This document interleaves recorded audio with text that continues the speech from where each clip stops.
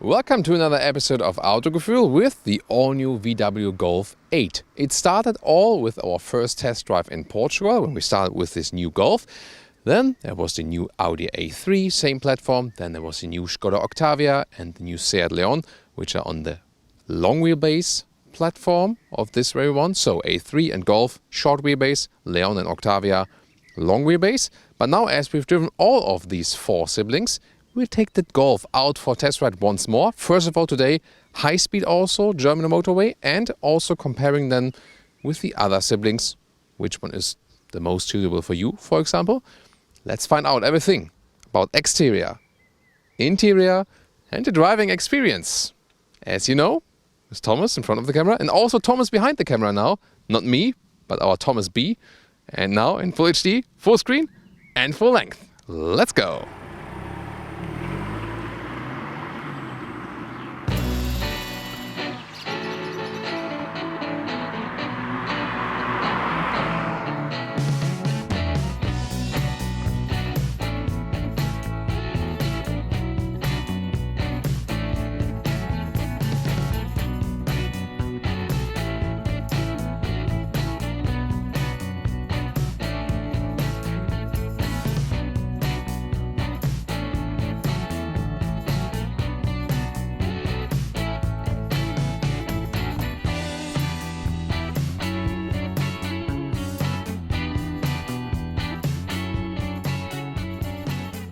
Please subscribe to us if you haven't done so far. Then, here the front of the new VW Golf 8 is not too different from the outgoing model, just the headlamp style here is a little bit different, here with the design line right there. And you can see that the middle design element here, by the way, the style trim level, it leads over to the new headlamps. They start LED as standard, optional then the matrix LED, which you also see right here. They call it IQ Light. The color for today is lime green. A very screaming out color, and indeed there will also still be this yellow kurkuma yellow color, but it's a really different one.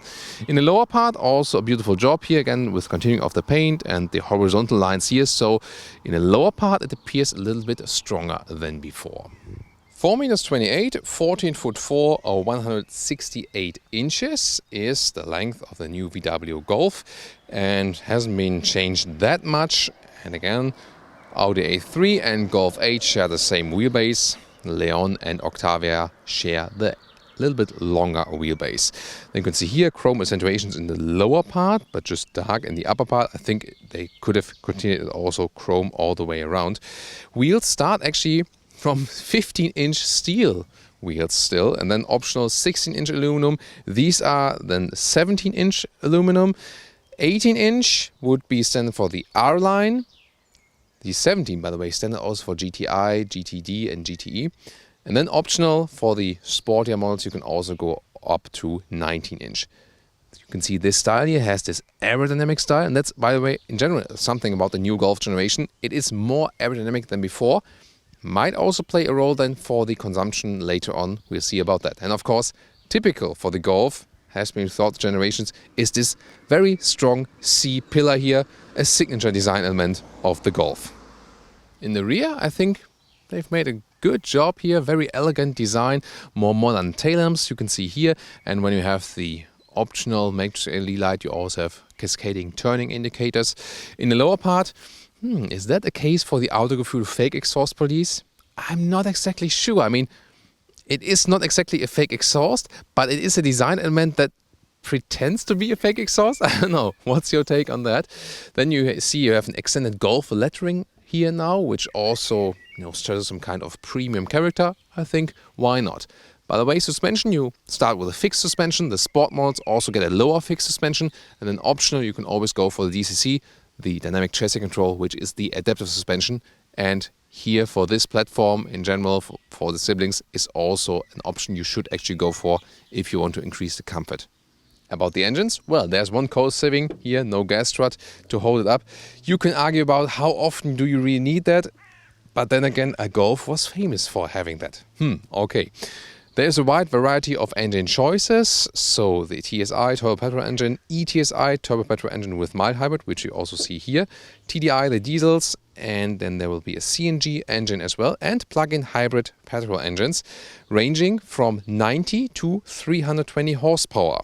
So, and the figures are as follows: the TSI 1 liter 3-cylinder, 90 or 110 horsepower. Then the 4-cylinder 1.5 liter, 130 or 150 horsepower. The latter one you can see here. When you combine it with the Dsg dual clutch transmission, then they automatically come as eTSI, the mild hybrid system, so with a little bit more recuperation. Then there will be the true plug-in hybrid versions, the PHEV, either with 204 horsepower or 245 in the GTE. It's a 1.4 TSI mated to electric motor. Then the sporty models, the GTI, also 245 horsepower, the GTD 200 horsepower, or the new R will feature 320 horsepower and all-wheel drive. Then the TGI with 130 horsepower CNG engine, and the famous 2-liter TDI 115 or 150 horsepower, the latter one also available with all-wheel drive.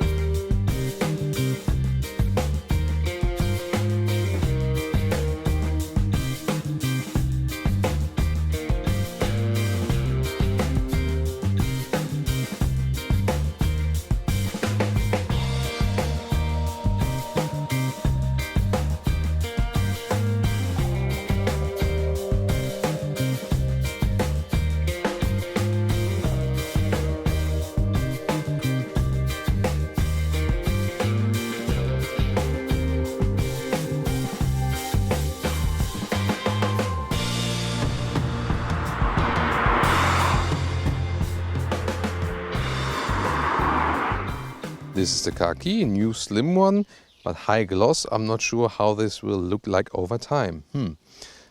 Of course, keyless entry. When you put your hand on the outside, you close the vehicle, but also works, of course, inside. You open it, and there's also this new function that it just opens when you approach the vehicle or closes when you leave. Door closing sound. Oh, that's quite solid, as we know from the Golf. Then inside of the doors, the top part in the front is actually soft touch. Then you have a bright interior today, which is very beautiful with the bright fabric, bright leatherette, and also good quality from the door knobs here and so on. There you can see a sample of a bigger bottle inside. Again, a style trim here today.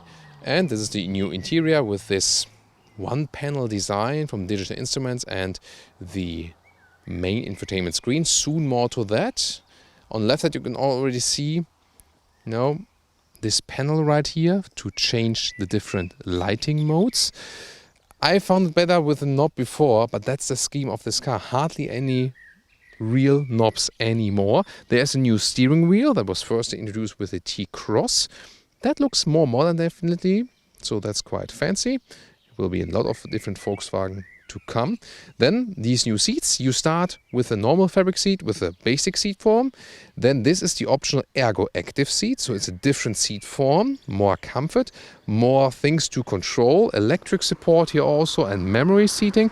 And then you can see you have a nice Alcantara, let's say microfiber inside surface, and then some fabric on the outside. In general, the use of animal skin has massively been reduced for the new Golf. You can hardly get any animal skin option anymore, and that's of course good, more sustainable, more animal friendly, and of course climate wise for your seating comfort better. So these seats here will stay cool in winter, will stay cool in summer and warm in winter. That's the way. So actually looking quite fancy. Now let's get inside, and again, these new Ergo Active seats here, they really increase the comfort. You can also put this lower area a little bit longer, very soft materials and also high class. And of course, there's also this sports seat then available for the GTI and for the GTD as well. This also looks pretty fancy. We've shown it to you in our studio episode and really looking forward for that. And will also be available with fabric surfaces with a special GTI. So I think way to go is either this comfort seat or the sports seat then.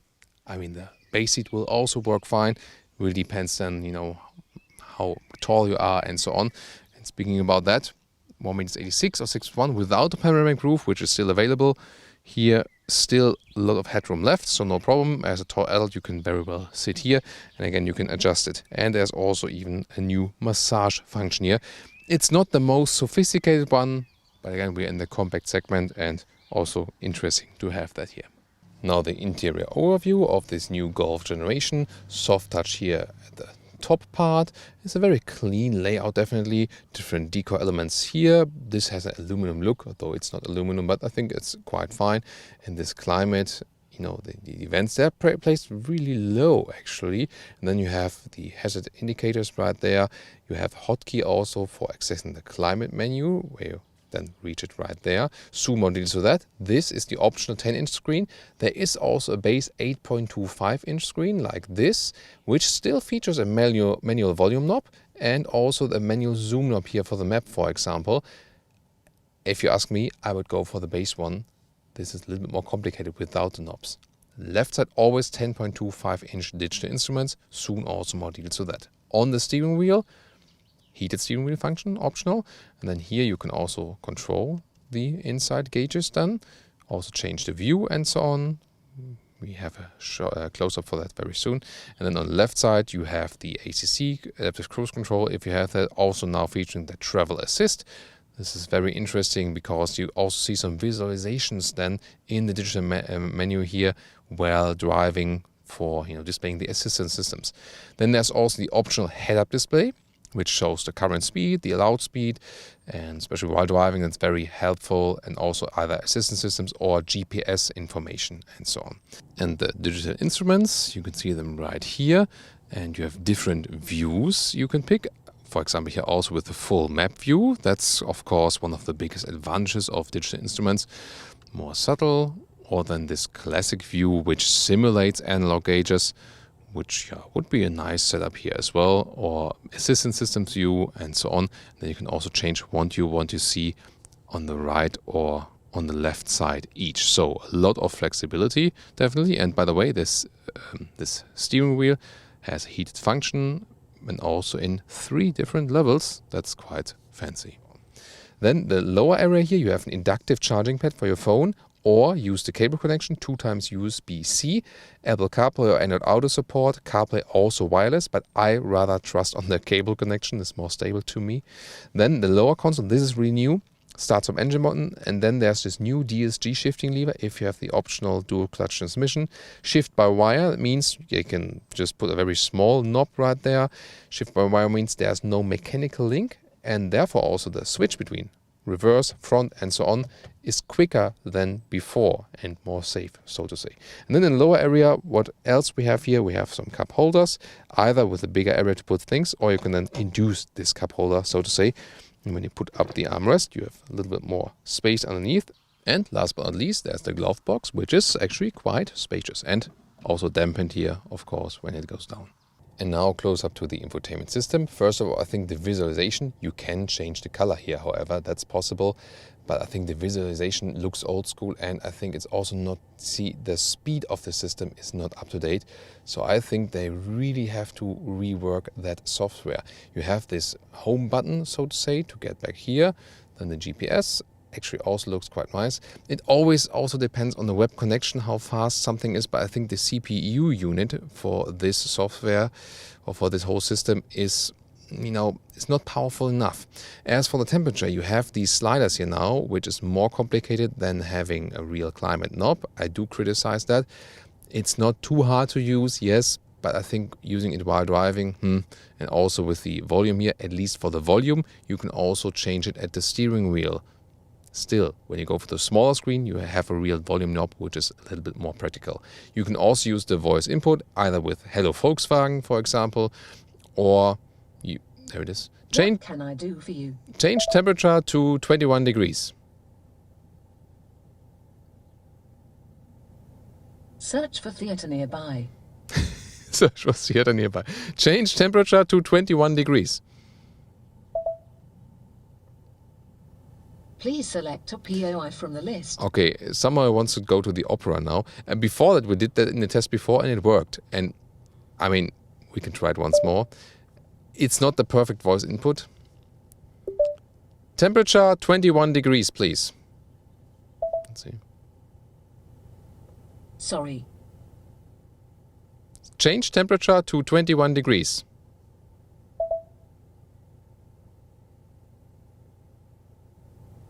Got it. Yes, got it. Awesome. So before that it worked the first time, so sometimes yes, sometimes no, but it cannot catch up to the MBUX by Mercedes or by this new BMW OS7 system, so they're lagging behind as for that. So other than that, there's a 10-speaker Harman Kardon sound system. This is the integration here also for the Apple CarPlay. Like this, goes all the way over the screen. And the sound system here is actually quite nice. For a compact vehicle, nice, clear and rich sound. And yeah, if you want it bass heavy, you can also have that. This again, the CarPlay integration. You can go back to the Volkswagen menu like this. And then you can also play a little bit with the settings. Here are the mobile devices. There's my iPhone and covered. Oh, the second one also by Thomas B. Seat heating, by the way, is activated right here. This is a separate climate menu, and they rather want to set schemes, so to say. Let's say here, warm my feet, warm hands, and so on. But again, also using that while driving, I think this whole system is too complicated. And by the way, this vehicle is equipped with the DCC, the Dynamic Chassis Control, optional adaptive suspension. There is gladly still a button for that yet, even though if it's, just a very flat button, but then you can press it or then select it in the screen. Sport mode will tune the gears a little bit differently when you have automatic transmission and also make the suspension a little bit stiffer, for example. So that's actually, that's okay with the use. And then put in the reverse gear. Then you have a rear view camera. Resolution is fine. And you also have this PDC view as well. As for the rear seating, this hasn't changed much because the wheelbase has also remained the same. So I can exactly fit in here. So 4 toy adults do work. Yeah, maybe I could move the seat a little bit more to the front, but I mean, it directly works, but it doesn't offer plenty legroom or something. That would be a main difference then to the Seat Leon and the Skoda Octavia, which feature the longer wheelbase and then offer more space at the rear. However, they're also a little bit longer so then it depends on if you rather seek a good parking spot or you rather seek some more space in the rear. Other than that, the bench is also quite comfortable. Features also the same very nice and cozy materials. Headroom is also no problem here. And on the outside parts, you have the ISOFIX each. Then you can flip down this armrest right here. Cup holders inside, non-adaptive. You have a ski hatch already right here. And you can also flip the seats from here in 1/3, 2/3 split.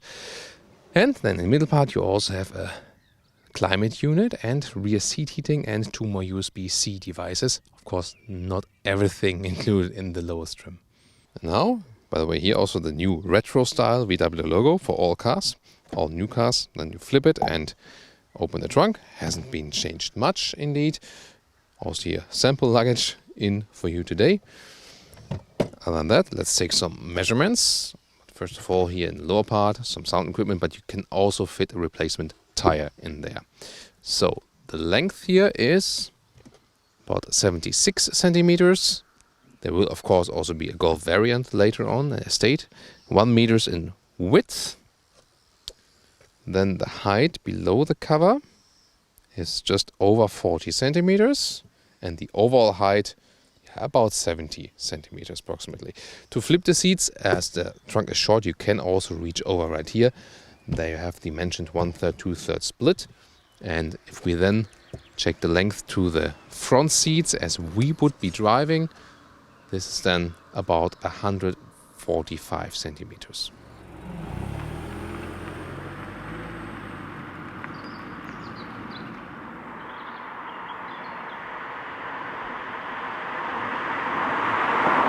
Welcome to Thomas's Driving Lounge with the new VW Golf 8, and as I told you earlier, we will compare Audi A3 with the Golf 8 here and also the Seat Leon and the Skoda Octavia.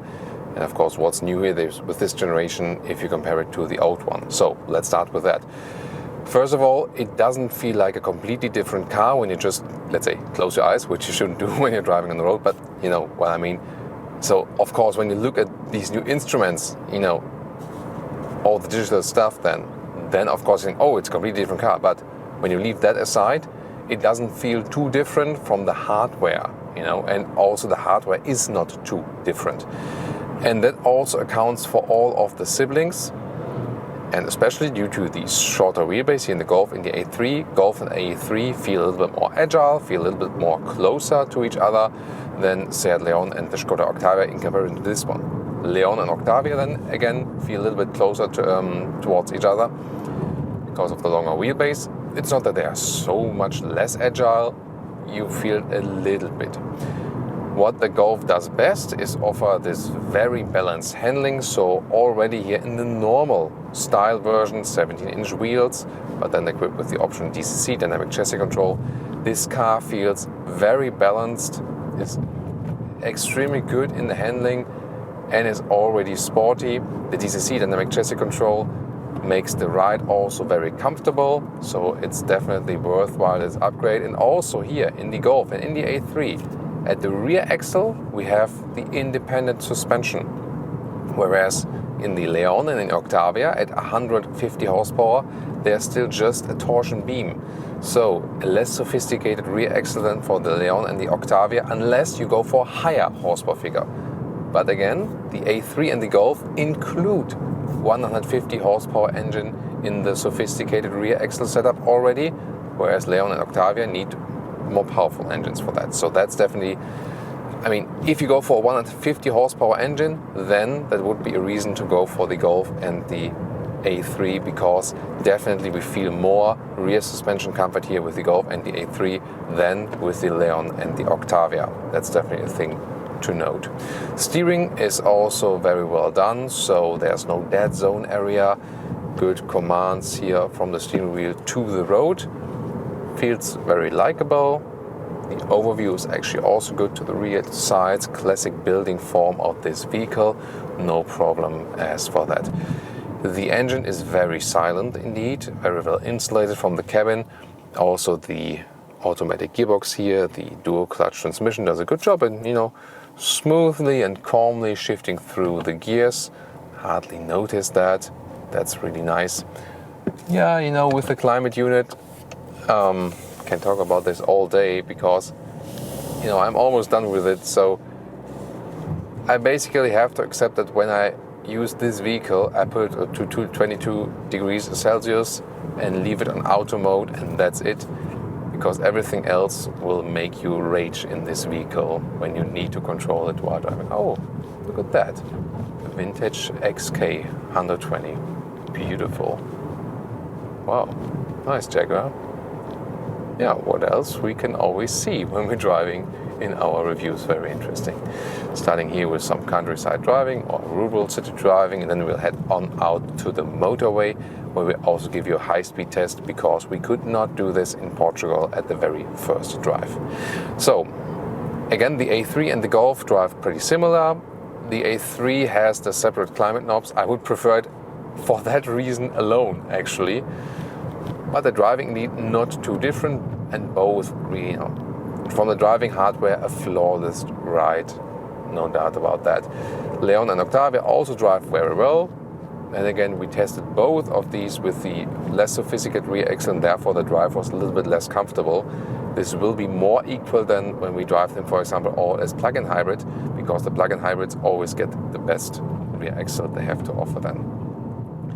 If you go for the DCC, you can also then use a road while driving, and then in the sports mode, for example, you feel the suspension gets stiffer. Then you also, when you have some road damages here, feel it a little bit more. And then again, you also have a bit more feedback. Steering wheel also is a little bit more in resistance then, but not too much of a difference. And here, just in the pure slalom also, this car feels so great. So one of the good things, once again, even though you do not have a GTI or something, this car already feels so great to handle. Short wheelbase, you know, it has gone so well from the whole evolution of the process of the Golf that all the hardware effects are so well done. But I really see a problem in the new software they put here on. This cannot be in the end, you know. So at this stage, I would tell you stick with the Golf Mk8 if you can still get one, or buy it used. Don't go for the new Golf 8 because of, you know, how complicated the software is to use, and Sometimes there are also some strange errors from the software and so on. I'm pretty sure they will fix it over time. And that's also the good thing with these new systems. You can actually change the software over time. It's not that everything would be lost, and also existing car customers, or if you go for one now, then you can also profit from later software updates. That is actually possible. So I think that's the good thing about it. Even though when there are some problems here, still, they can be evened out at a later stage with an update, definitely. Here also when the road is a little bit bumpy, especially when the DCC isn't comfort, good job. Also the 17-inch wheels are a good choice between, already quite interesting looks, and still you have a very decent comfort in the driving. So the bigger you go, of course, the more comfort you will basically lose. Such a relaxed ride here again in the Golf, and also quite happy with these new seats. And the silence in the ride, one of the best noise installations in this segment. Of course, we'll find out more about that when we drive on the motorway at a real higher speed. So what we can already do here, let's take a first look at the assistance systems. There's this travel assist, and I also see it in a head-up display, how I, for example, adjust the speed here. With the ACC, adaptive cruise control, I can go 10 kilometer steps here with plus and minus on the steering wheel, or with resume and set 1 kilometer steps. So I think you have to know that, but when you know that, then you're just fine. And travel assist can be activated or deactivated here with the left thumb on the steering wheel, and when it's activated, it's keeping the car in the lane, actually up to a speed of 210 kilometers an hour. It is a system that can be a little bit intrusive indeed. It depends on its usage. On the motorway, of course, it's probably more suitable, but we can already test it right here if, it is actually realizing everything, left and right and so on. Let's see. Yeah, that should work. So it's not supposed to be that you keep your hands off the steering wheel all the time, so you need to stick to the steering wheel actually. And then you can see the car is also being kept in the lane. Let's try to induce it. Yeah, even if I try to steer to the right, there's an immediate correction, and also in a nice subtle way, definitely. So the travel assist does a good job. And of course, one of the new features here, capacitive steering wheel. That means that I do not have to move the steering wheel. The car realizes I'm still here. Just need to touch the steering wheel, and that reduces these false negatives. False positives, right? Or what is it? False positive or false negatives? False positives, I think. So the thing is, because when you're driving straight and you don't have a capacitive system, then the car thinks, the driver's left the vehicle or whatever, and then it's complaining, keep your hands on the steering wheel, are you still there, and so on. And it happened, for example, in the Skoda Superb recently with the facelift, driving straight, and then the car was always complaining like, you're gone, do something. But here again, even if I just hold the steering wheel straight, the travel assist will recognize that because of the capacitive steering wheel. One thing they still have to work on also counts for the new ID3, as for animal-free materials, that the travel assist is always bound to the multifunctional animal skin steering wheel, and then you cannot go for an animal-free steering wheel yet at the moment when you go for the most sophisticated assistance systems. I think they do something more about that at a later stage, yeah. But commercial vehicle was driving a little bit further ahead than this red light was actually signaling. So I would say now let's get to the motorway and see more about the higher speed driving. And now let's put that thing into sports mode. And this also automatically changes to the Dsg Shifting mode. You can also just induce that here by the Dsg Shifting lever, going from normal D driving mode to the S mode, and gears are turned up higher, car shifts down earlier and up later. And here we start at about 40 kilometers an hour and accelerate this 1.5 TSI 150 horsepower out. Let's go.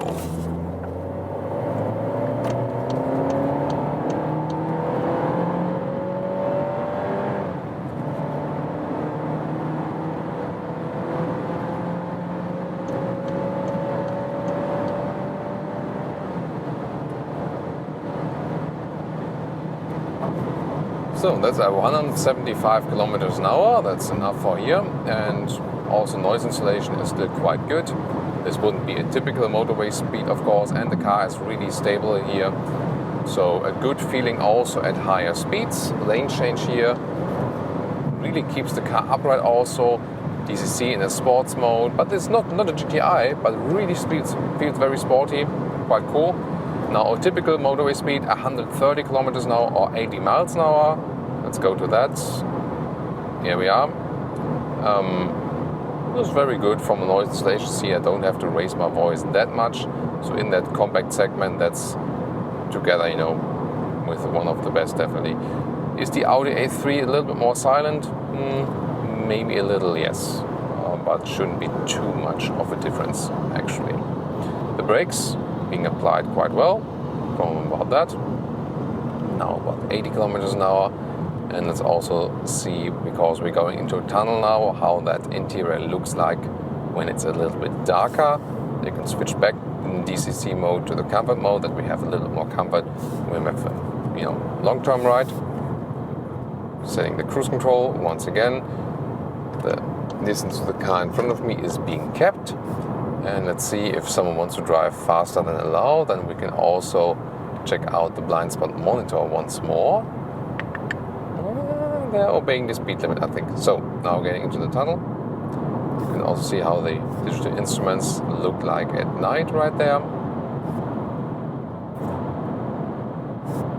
Interior lighting, you can also see here at the moment set to this green mode here as well. Maxed out, but you can of course also change this design. But this is the design of the screen. Whoa. Very dark right here, right?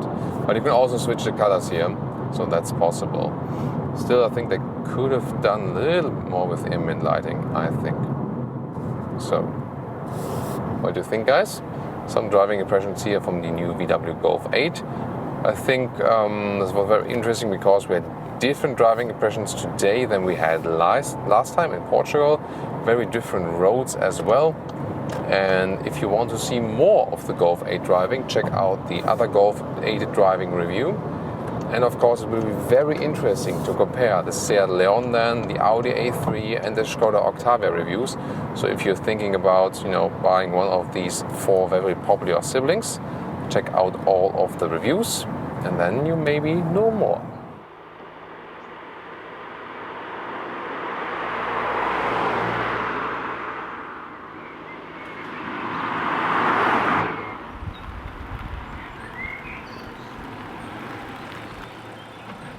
And now to the conclusion for today with the all-new Volkswagen Golf 8.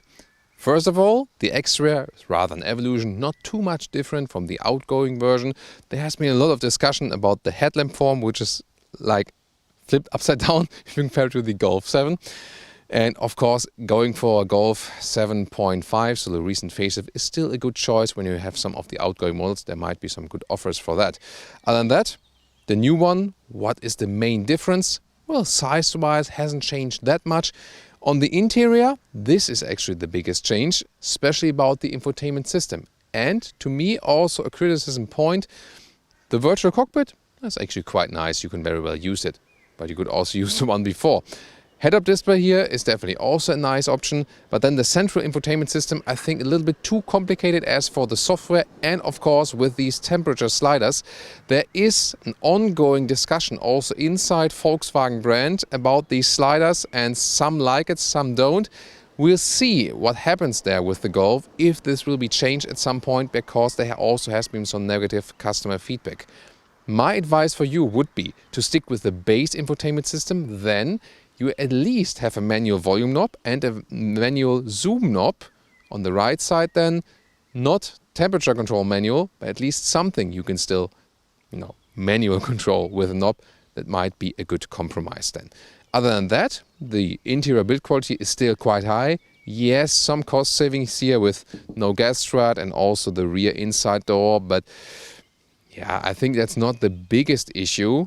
Good is that we especially have nice new seats, so the seating comfort has been enhanced, especially with these ergo active seats, and even less animal skin use here, so a more sustainable approach by Volkswagen.